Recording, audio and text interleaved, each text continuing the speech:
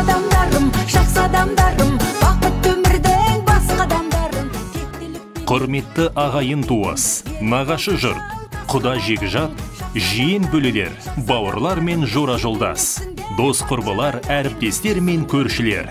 Сіздерді Асқар Таудай әкеміз Манарбектің және аяулы анамыз Алманың 50 жас мерейтойына арналған ақ дастарханымыздың қадірлі қонағы болуға шақырамыз. Той салтанаты 2022 жылдың 6 мамыр күні сағат 18:00-де басталады.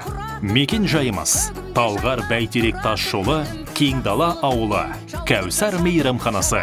Той иелері, балалары, сіздерді асыға күтеміз.